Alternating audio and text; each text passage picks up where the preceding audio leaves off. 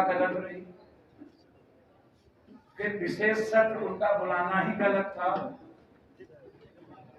बिना जाति जनगणना के और परिसीमन के उनको महिला आरक्षण बिल पेश करना ही नहीं चाहिए। और यदि उन्होंने महिला आरक्षण बिल पेश किया तो उनको 2024 के सत्र से ही शुरू करनी चाहिए। और महिला आरक्षण बिल के पहले परिसीमन और जाति जनगणना के साथ ओबीसी, अत्यंत पिछड़ा, एसटी, एससी और माइनॉरिटीज के महिलाओं की भागीदारी अधिक से अधिक कैसे हो, इसके लिए उनको कोटा रिजर्वेशन लागू करनी चाहिए थी, ताकि गरीब की बेटी मां भी लोकसभा विधानसभा के भीतर जाके गरीबों की बात रख पाते। एक गहरी साजिश पहले ही इन्होंने भारत के 85% एसटी, एससी, अत्यंत पिछड़े जाति के महिलाओं को विधानसभा लोकसभा जाने से वंचित कर गहरी साजिश किया। और उसके बाद मनोज जी के राज्यसभा में स्पीच के बाद जो स्पीच एक मानवीय प्रवृत्ति पर था, सामंतवादी मानसिकता और उस विचारों को लेकर था। अब हम क्या बोले, द्रोणाचार्य का तस्वीर लगाकर एकलव्य ने जिस तरीके से दुनिया को अपना धनुष दिखाने का प्रयास किया और उनके शिष्य से ऊपर ना हो, हम उस मानसिकता को ही हम कहते हैं सामंतवादी मानसिकता, जिसको ठाकुर का मतलब कोई जाति नहीं। अरे भाई, अर्जुन यदि क्षत्रिय है तो कृष्ण यदि यदु, तब भी हम लोग अलग अलग नहीं है, जिनको ये समझ भी नहीं है।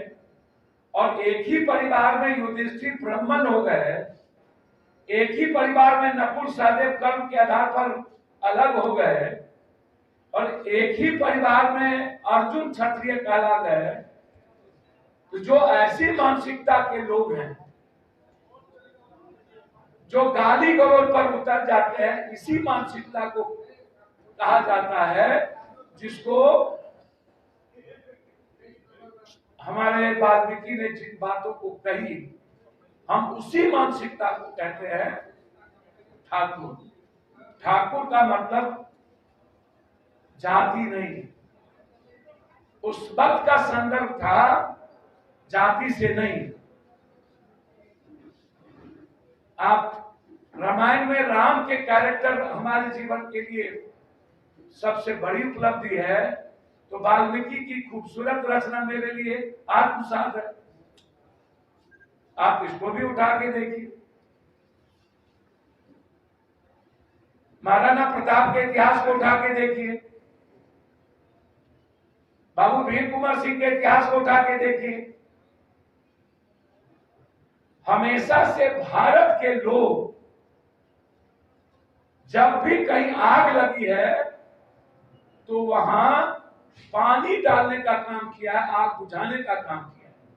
हमारी संस्कृति, भारत रामायण की, गीता की, बाइबिल की, कुरान की पूरी संस्कृति एक प्रेम का रहा है, संदेश देने का रहा है, आग को बुझाने का रहा है, आग में घी डालने का नहीं रहा। और आजकल के नेता बिहार से ही ऐसी चीजें, ऐसी गिरी हुई मानसिकता क्यों शुरू होती है? साउथ में क्यों नहीं, नॉर्थ में क्यों नहीं, महाराष्ट्र में क्यों नहीं? मैं आपसे जानना चाहता हूं, बिहार यूपी से बाहर क्यों नहीं? जरा हमको आप बता दीजिए, ये मैं पूछना चाहता हूं। ये बिहार में ही राजनीति को इतना गंदा बना देना। और मेरा सवाल बीजेपी से है 6 दिन के बाद एक बात किसी को भी लग सकती है। हर व्यक्ति को अपने जाति धर्म मजहब को लेकर के मन में सेंटीमेंट हो जाता है। यही बात तब भी थी ना जब दलित एसटी एससी पर और गरीब पर जुल्म होता था। मैं मानता हूं कि आजाद हिंदुस्तान के बाद आज वैसी स्थिति नहीं है, लेकिन सर्वोच्च सदन में जिस तरीके से एसटी एससी अत्यंत पिछड़ा और माइनॉरिटीज की महिलाओं के साथ जो मानसिकता गलत काम किया, उसी मानसिकता को कहा गया ठाकुरी मानसिकता। ये गलत था। जैसे आज अदानी और अंबानी को हम किस मानसिकता से देखें, ये आप हमको बता दीजिए। मैं आपसे पूछ रहा हूं, भारत की परंपरा वसुधैव कुटुंबकम की रही, भारत की परंपरा सर्वधर्म समभाव की रही, भारत की परंपरा सार्वभौमिकता की रही, भारत की परंपरा दूसरे का सम्मान करने की रही है। अरे कट्टर तो सब है, कौन कट्टर नहीं है जरा आप बता दीजिए हमको। मैं आपसे पूछना चाहता हूं, बहुत क्लियर है।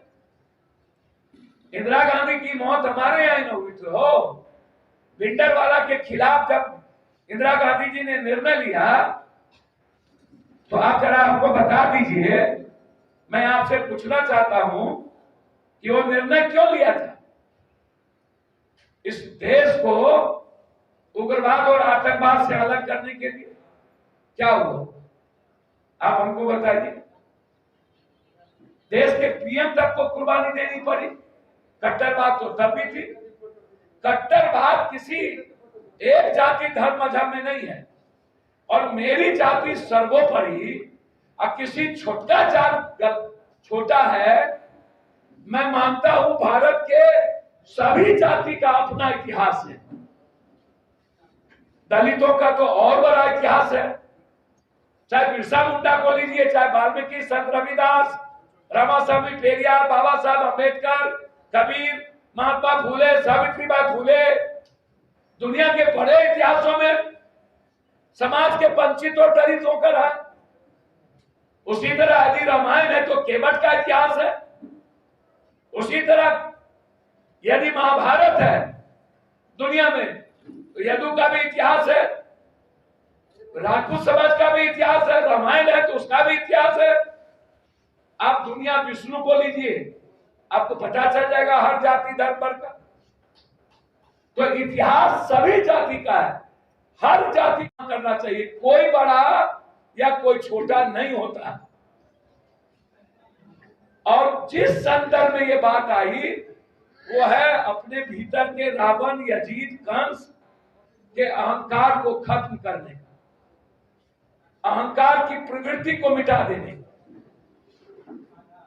और लगातार गाली गलौज,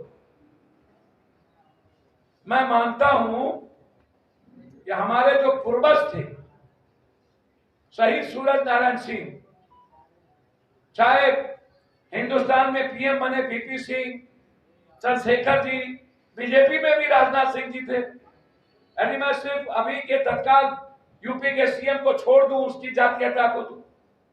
इन लोगों का कितना सम्मान था दुनिया में।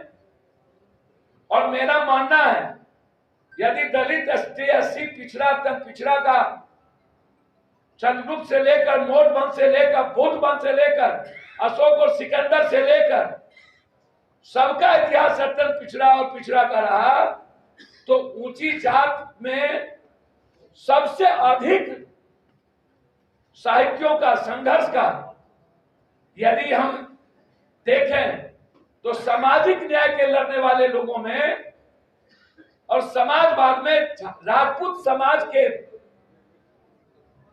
जननायकों की भूमिका बहुत बड़ी रही। ब्राह्मण समाज के जननायकों की भूमिका बहुत बड़ी रही। चाहे कोई हो, तो इसीलिए आप किसी को गाली नहीं दे सकते। और ये राजपूत ब्राह्मण करना ये भी सही नहीं है। मैं समझता हूं कि इस तरह के आचरण से हम सबको बचना चाहिए, इस तरह की मानसिकता से हम सबको बचना चाहिए। और हर दल के नेता जिनकी दुकान नहीं चलती है और बगुला भगत के तरह ऐसे ही चीजों को लेकर के अपनी दुकान चलाना चाहते हैं, देश कहां जा रहा है। केरल में सबसे ज्यादा हिंदू, सबसे ज्यादा मंदिर बीजेपी वहां ना हो, देश विकास की बात करता है, देश रोजगार की बात करता है, और हम जात पात पे फंसे हुए हैं। काट दो, मार दो, खून गर्म हो जाएगा, गाली देने में कौन आगे रहेगा, हम ज्यादा गाली देंगे कि हम ज्यादा गाली देंगे, या हमारे संविधान और लोकतंत्र के लिए खतरे का विषय है, यह आने वाले भविष्य के लिए सही दिशा नहीं है। इस देश में संविधान और हमारा इतिहास और हमारी संस्कृति ये इजाजत किसी को नहीं देगी कि कोई किसी जाति को गाली दे और कोई किसी धर्म और मजहब, कोई किसी आस्था के रामायण, कुरान, बाइबिल, गीता इसका सम्मान ना करे। हमारा देश सभी विचारों का सम्मान करता है, सभी तरह के वर्ग और समूह का सम्मान करता है, सभी तरह के क्षेत्र और लिंग का सम्मान करता है, सभी तरह के भाषा का सम्मान करता है, सभी तरह के जाति और सभी तरह के रंग का सम्मान के नेताओं से संयम बरतवाइए और इस पर राजनीति करना बंद करिए। दूसरा मुद्दा, पूर्णिया में दो तरह की बात लगातार सामने आ रही है। एक बात आ रही है बड़ा गलत तरीके से, ये आप मिडिल क्लास और कमजोर तबके सबसे ज्यादा हो, नहीं चलेगा। आप हमको 22 घंटा, ये नहीं चलेगा। दूसरी चीज, यहाँ के एमपीआई लगातार शोषण कर रहे हैं। यहाँ के ट्रैक्टर 40,000, 39,000 बिना किसी चीजों के, इतना बड़ा चोरी, एक्सप्लॉयटेशन, इतना बड़ा मनमानी कि ट्रैक्टर भेज दो, ट्रैक्टर नहीं चलेगी। एक व्यक्ति के द्वारा जब तक नहीं कहा जाएगा वसूली, तब तक तुम्हारा ट्रैक्टर नहीं आएगा। 5,000 रुपया का वोचर जमा कर दो, जो 5,000 जमा करेगा तब ट्रैक्टर जाएगा। और ये एमपीआई के पदाधिकारी मनमानी कर रहे हैं। मेरा सख्त आग्रह है कि ट्रैक्टर के कागज का आप नोटिस दीजिए। 3 सप्ताह के नोटिस के बाद यदि वो अपना कागज नहीं संभाले, तब आप उसका ट्रैक्टर को आप रोक सकते हैं, कागज बनाने का मौका दीजिए। आप 40,000 रुपया फाइन करके ये रावणी रूप, ये नहीं चलेगा। अंतिम 70 सालों से 50 सालों से हाउसिंग कमिटी में रह रहे लोगों को जिस तरीके से माफिया और पदाधिकारी की मिलीभगत से घर उजाड़ने की कोशिश हो रही है, वो बिल्कुल गलत है और हम इसका विरोध करेंगे। अंतिम 5 तारीख को पूर्णिया और धमधा विधानसभा एक परिपक्व और वैचारिक कार्यकर्ता साथियों का, नेताओं का एक बड़ी बैठक सीमांचल और कोसी की आजादी के लिए एक संकल्प, पूर्णिया को राजधानी कैसे बनाया जाए, उपराजधानी, पूर्णिया के एयरपोर्ट को चालू अविलंब कैसे किया जाए, सहरसा में एम्स और पूर्णिया में हाईकोर्ट बेंच, और बंद पड़े कुर्सेला से लेकर रुपौली, भवानीपुर, बड़ारा होते हुए मुरलीगंज होते हुए भीमनगर रेलवे लाइन, ये इंपॉर्टेंट है हमारे लिए। और बाढ़ से मुक्ति, इसके लिए 4 विधानसभा की बैठक हो चुकी है। अब अंतिम विधानसभा के रूप में 5 तारीख की बैठक पूर्णिया की आजादी को लेकर के है, और उसमें हम अपने अधिकार के लिए यहां पर जमा होंगे और करो मरो के साथ संकल्प के लिए हम लोग आगे बढ़ेंगे। धन्यवाद। बार बार घड़ी कुर्सी देखते रहते हैं। आपका टाइम देख रहे हैं। मेरा टाइम अभी 56 है। चलिए, एक सवाल है। 60,000 बच्चे का नाम स्कूल से काट दिया गया है, जो गरीब बच्चे हैं।